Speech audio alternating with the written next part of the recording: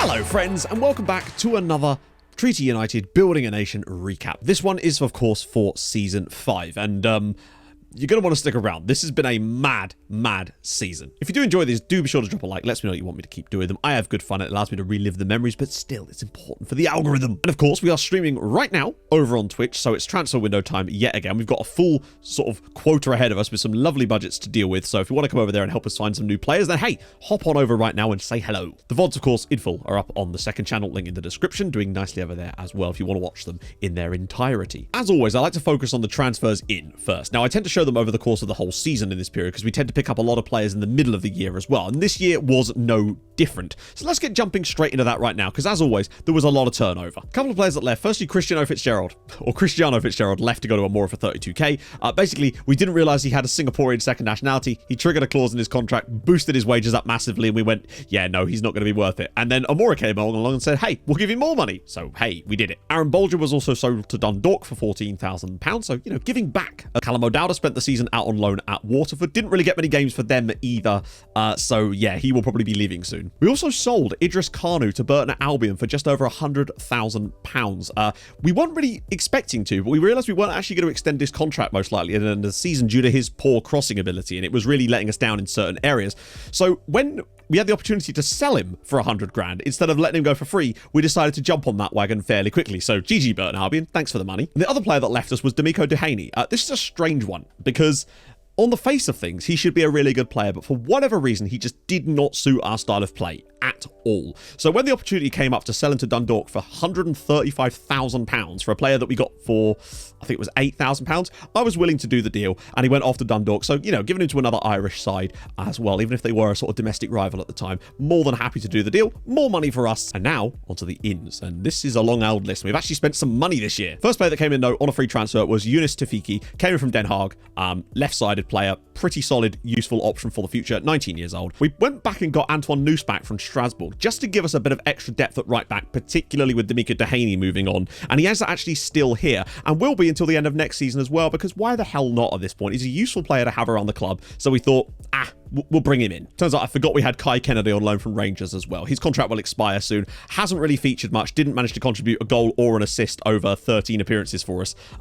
Unfortunately, playing him where we were, he just wasn't able to contribute, sadly. And yeah, not a good decision for us to bring him in. Next up was Dion Pereira. We were really struggling to find players to suit our style of play. Now, you might notice that some of these players are in a slightly different role. And the reason is we actually changed our tactic midway through the season this year because we felt that we needed to switch things up. I'll explain more about that in a minute once we get to that point in the league. But yeah, Dion Pereira was our attempt to try to find an inside forward on that left-hand side. It didn't work out particularly well for him in the end, and he was quickly replaced when we found someone better. He will almost certainly leave in this transfer window if we can get him off the bill. But this is Tom Hellcroft, 19-year-old Tom Hellcroft. We got him on a free transfer from Guiseley, and I could not believe that he was available for free. 16 passing, 16 technique. He's got reasonable vision as well. Lovely mentals, great agility. He has been, I wouldn't say a revelation, but he's been a good signing for us this season to play in that attacking midfield role. And you'll notice that, yeah, originally we'd actually planned to maybe move him out to the wide area, but then we changed our system entirely, not really to accommodate him, but it kind of ended up doing that anyway, and he was then able to play in that. Now, he is on 1.1k a week, but you'll see as some of our other signings come in that that's actually not quite as much as you might imagine. We also managed to sign Jake Volkins on a free transfer after being released by Southampton, because that left side was really starting to struggle a little bit. Matt Blake was there. We lost Benedetto as well. We just needed someone a bit better, and Volkins, I think, has done okay this year. A player I'm much more pleased with is Joao Pereira. We got him on a free transfer from Sporting, of all places. And, well, I mean, you could see the average ratings he's put in over the course of this year, over half a season, basically. He's only actually played 15 games for us this year. Now, originally, the plan was to deploy him here as a defensive midfielder type of thing, ball-winning midfielder, essentially. And we're still thinking that's going to be potentially his role long-term. But he's actually slotted in a lot at centre-back for us this year and done a bloody excellent job. I think he might have had one of the highest average ratings in the entire division this year. Such was his dominance in that role. And again, a free transfer who's already got an enormous value, and well, he's a very good player. Very happy with him. Next, there was a sort of big jump. This is now middle of the season. We did not manage to make many signings towards the start of the year, and I think it definitely hampered us. We had the money, but we just weren't able to spend it. We were once again suffering with a situation of players just choosing other clubs over us, and it was very difficult to take. But then about midway through the season, things started to turn in our fortunes. We managed to get Tyree Sinclair, who was released by Mansfield. The idea with him was basically that role. essentially. And he's done okay. I can't fault him. 5 goals and 5 assists for Tyree Sinclair this season overall. Hasn't started a lot of games just yet because he's been slowly working in, had a few injuries, but he's actually been able to generate some quality for us. His star rating isn't fantastic or anything like that. Doesn't particularly like big matches, but he's come up with some big goals. But an even better signing for me was Lewis Hayes. 6'2" Lewis Hayes, on loan from Manchester United. Absolute don in the air, which is lovely to see as well. Great aggression, great bravery, amazing tackling and marking. He scored a couple of goals for us this year. In fact, he gets a goal every 4 games, which is not bad for a centre-back. Bringing him in, obviously, we were paying 2k a week of his wages. I would love to get him back next season from Manchester United for a full year at the club, because in half a year, for him to have done what he's done, he's made a massive difference to this team. So Lewis Hayes, very, very good player. He is a regen, but still, fantastic player. Fickle personality isn't ideal, but he's been great for us. Next up was a signing I'm actually very, very pleased with. Max Johnston. We got him for £7,000 from Motherwell. I cannot believe they let us have him for £7,000. He has been fantastic for us so far. We've really struggled to get our right backs to perform in any tactic really in this save, and including the new version that we came up with.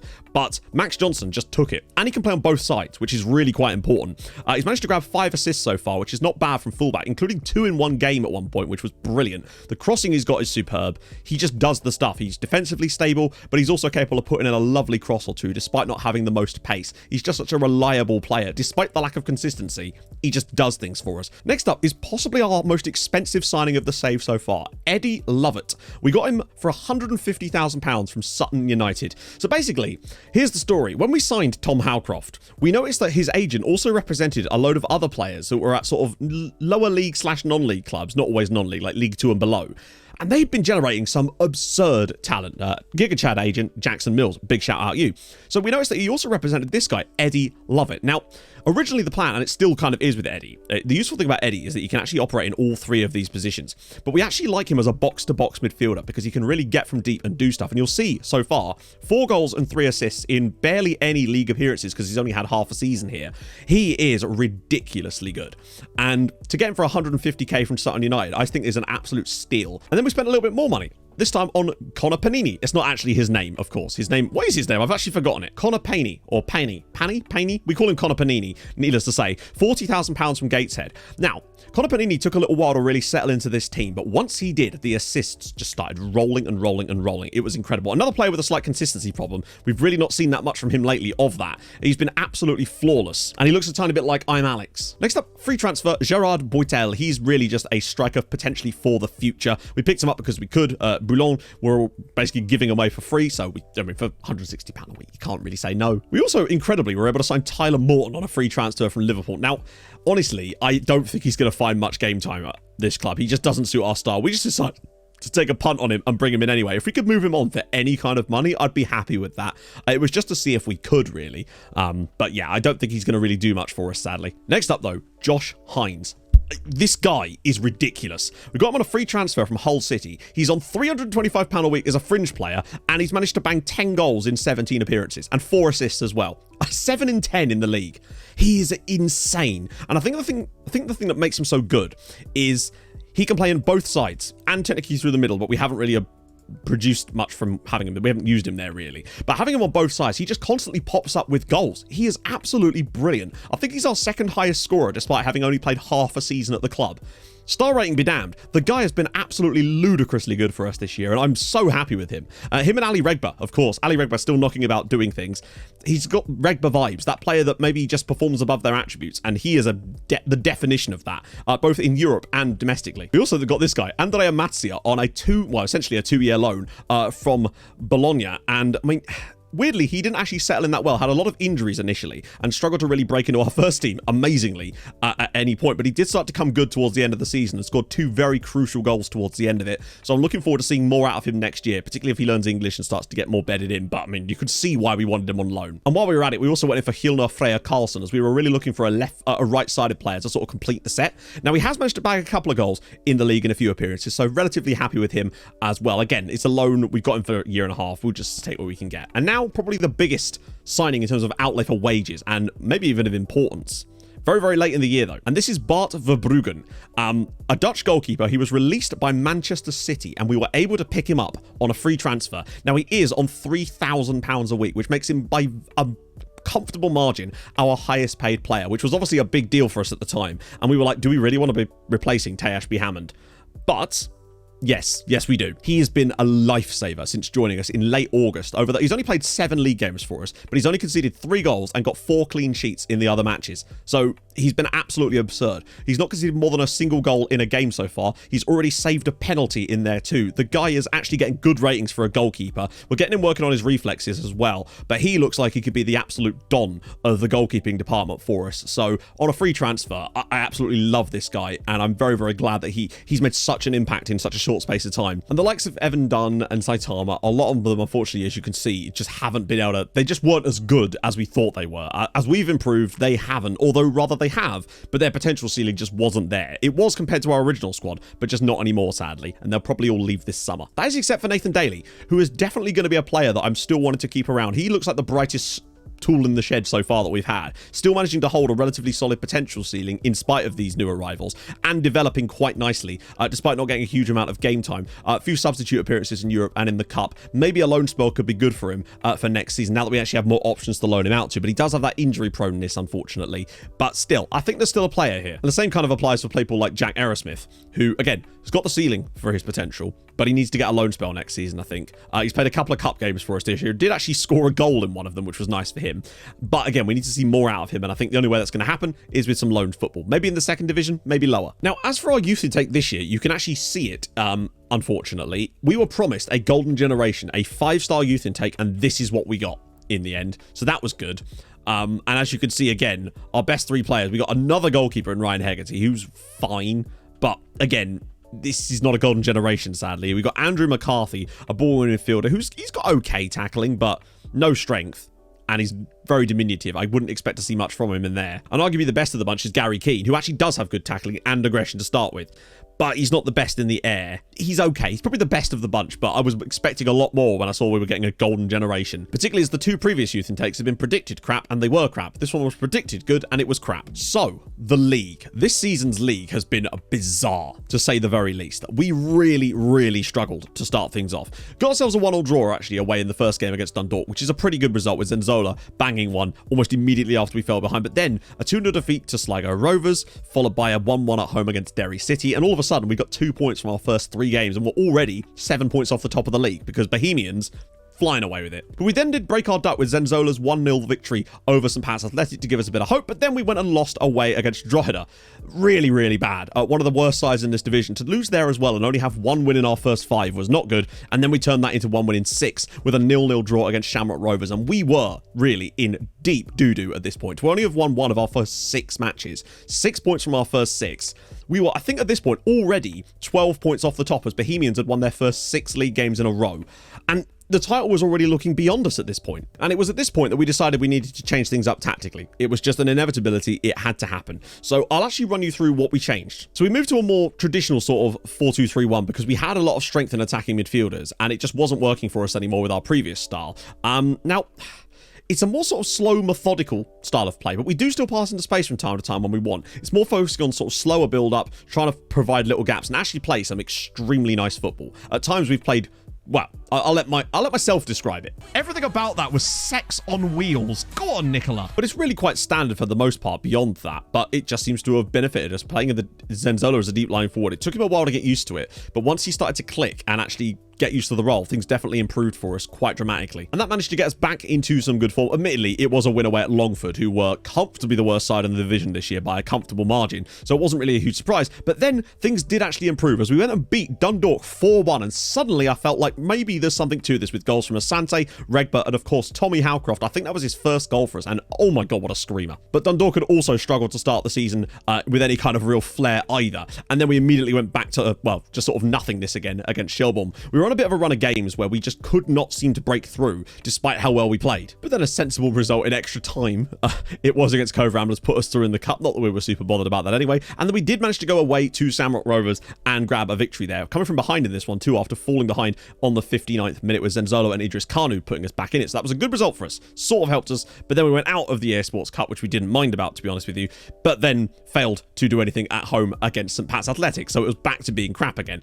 We managed to come from behind here, but then the guy that they'd stolen off of us because he chose them instead of us, unfortunately, for less money as it goes, managed to give them the win. Frustrating times. We were really just languishing at this point, down in sort of 6th or 7th in the league, really struggling. But luckily, we got ourselves a bit of a palate cleanser against the bottom two, and Zenzola and Arthur were able to give us a 2-0 victory against Drogheda, and then following that up with a 2-0 victory at home against Longford Town with 2 goals from Enoch Asante. Doing a good job at this point was Enoch through the middle. And then we ruined it all by losing at home against Sligo Rovers. Again, Glenn McCauley's brace turned what was looking like a good win for us into a defeat. And then, well, the compounding just sort of continued after that. Then a 1-1 draw away at Shelbourne, again failing to get the result there. Then losing away at Derry City and looking absolutely terrible. Except we weren't, and that's the worst thing about it. So many of these games we were the better side in, had more chances and just could not take them to save our lives. We'd hit the post with every chance, missed the goal with every chance. I feel like I'm about to say no one scores like Gaston after that, but we apparently don't. And we were just having a terrible time of it. Like, we were in a point where it was reminding me a lot of Cape Town Spurs, where I think we were predicted to be second in the league on, like, our expected points, and we were down in like 8th at this point or something. Maybe not 8th, it was like 7th. Really, really struggling. I think we'd fallen 14 points off the top of the league at this point. Things started to turn around for us. A new day, a fresh day. It was the start of a brand new stream, would you believe? Went away and thumped Dundalk 4-0 away from home with Arthur grabbing a brace, Nunn and Mihai getting goals in there too. It was fairly close until it wasn't. And then we beat top of the league Bohemians 5-1 in this match. Lunacy. Absolute lunacy. We fell behind in the 74th minute before Regba, Nipples, and a hat-trick from substitute Luka Mihai. This is one of the strangest things I've ever seen. So Mihai got a 10 in this game because he assisted the other 2 goals and scored a hat-trick from right wing because we had no one else to play there. It was absolutely ludicrous. He even won the penalty that he took.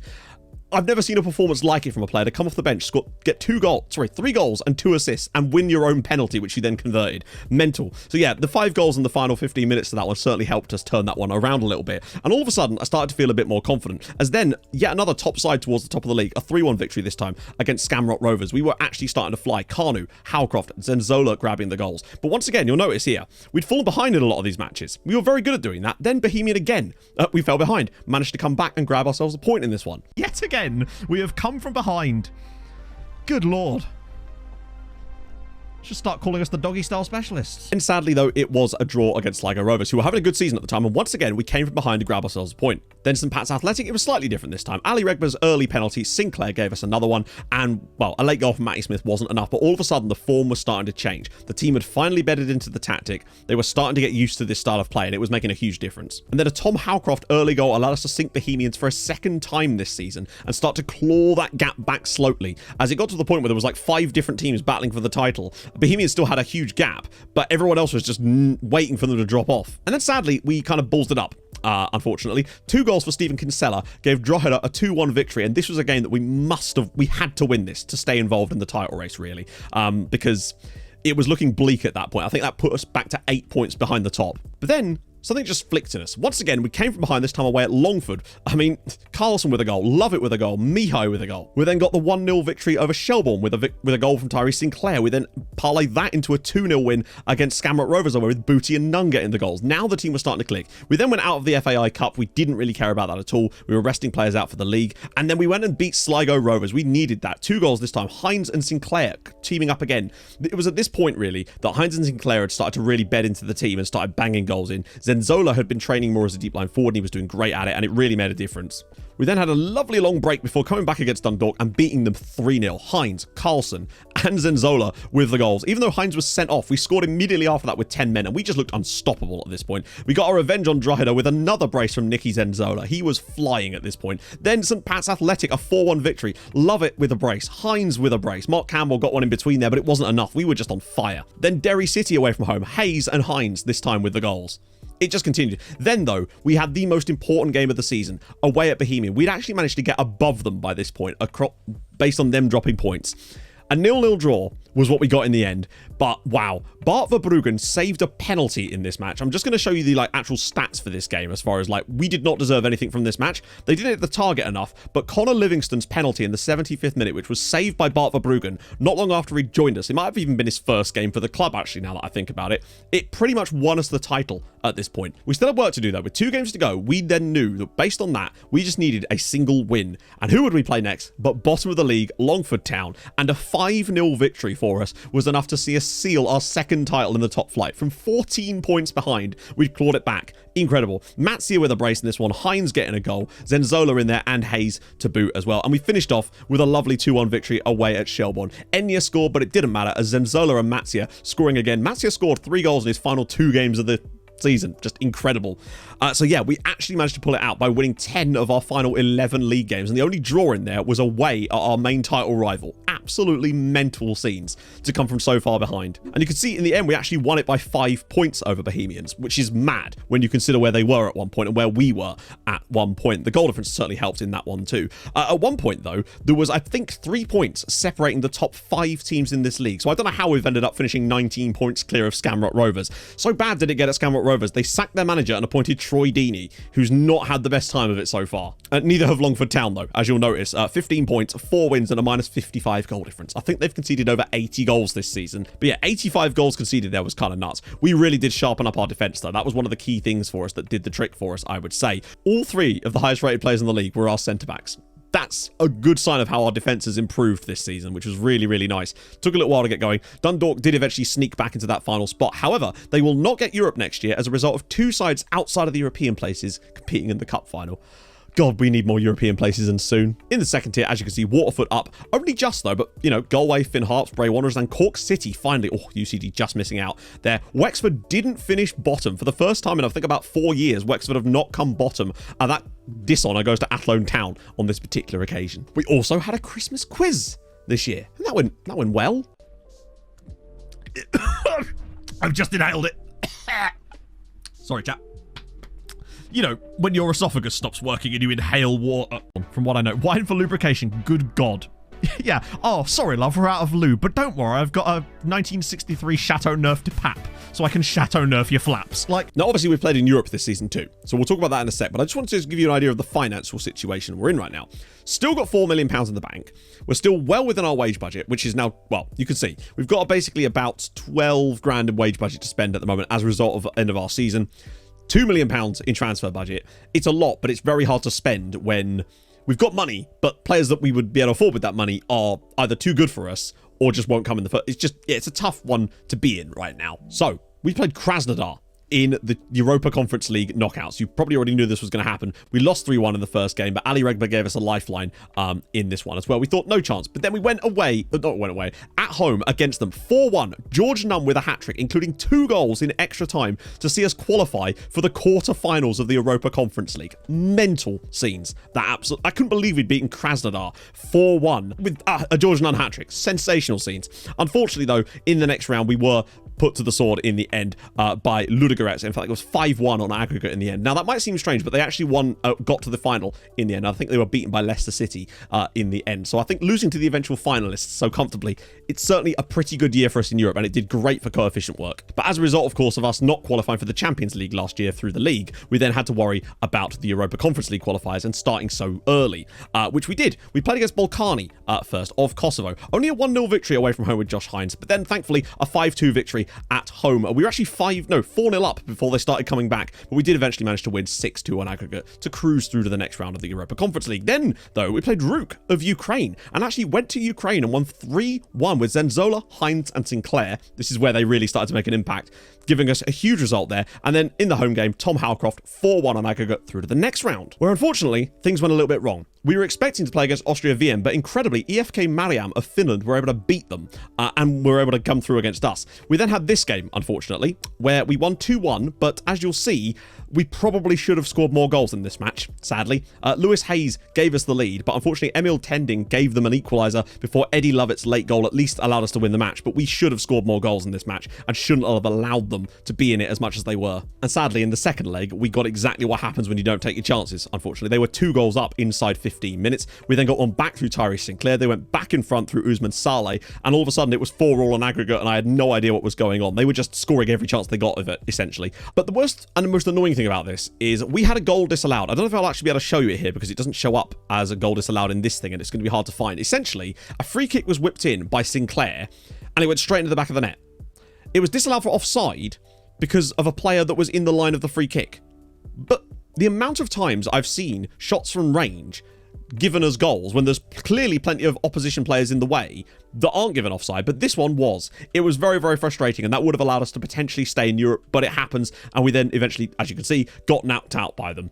Disappointing, because the moment that Ali Regberg got us back in the tie, we conceded straight from the kickoff. It's just typical, isn't it? Wasn't going to be our day, sadly. And that concludes our little European run. We weren't able to qualify for the group stage. It's a long way through, and you really do have to try very hard. Luckily, though, we're in the Champions League next year, so we should have a good chance at getting to some kind of group stagery. But on the plus side, Dundalk, I say on the plus side, as you can see, did make the Europa Conference League group stages. They dropped down from the Champions League. They managed to get past their first tie and then got sort of bumped down repeatedly after that. They did lose to a North Macedonian team, which did prevent them from qualifying earlier, but it happens. They nearly knocked out Malmö at one point. Very nearly, and eventually lost it on, I think, penalties in the end. So very, very nicely done for them, but unfortunately, despite getting what you might say, considering some of these groups, is quite a favourable one, they're ballsing it up royally at the moment and have lost every game so far. Not helping out the side on the coefficients one iota. But coefficient-wise, this season, 3.625. Not bad at all. It's better than the season we're losing. It's obviously nowhere near as good as last year on account of the fact that we had a European run, we had group stages, we had knockouts after Christmas too. We had a lot of stuff to build on, but luckily it's still going to be gaining us a good amount of points. We're going to go up to 17.25 as things stand. However, it could get a bit worse for us. We are not going to be overtaking Romania like we thought we might have been because of the Europa group stages. Now, we're dead heats with Slovenia right now, and that would be enough. If we could just finish above Slovenia, we would gain extra rounds for our Europa Conference League teams. However, they still have a team in Europe, in Mura, who have actually won some matches so far, and if they get a single point in the rest of their Europa Conference League group, we will remain in 30th spot. But at the very least, we've managed to close the gap to the teams above us this season, and hopefully with us in the Champions League next year, and a chance to win some more games potentially and dropping into the Europa Conference League, we should at least have a chance to get a good year to make some gains for next year too, because it's quite a good year that we're losing, comparatively speaking, that we need to make sure that we can sort of match so far. So not brilliant, but we're still making progress. We made a huge jump up from last year. The fact that we're even in 30th at all is kind of mental. So still got a long way to go to even catch up the likes of Norway, which is where we started with the last Building a Nation save. So make of that what you will. I'll just show you the sort of statistics screen while I talk through the plans.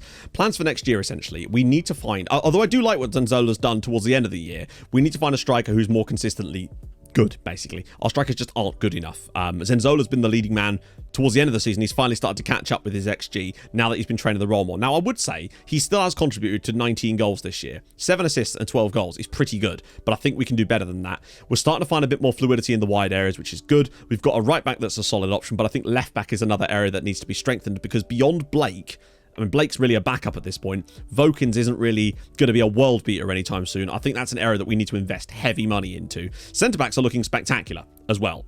We've got a great new goalkeeper, but I really do think a striker is an absolute imperative at this point. Striker and left-back seem to be our main two areas of concern. I think if we can add to those guys, I think next year we will be able to win the title at a canter.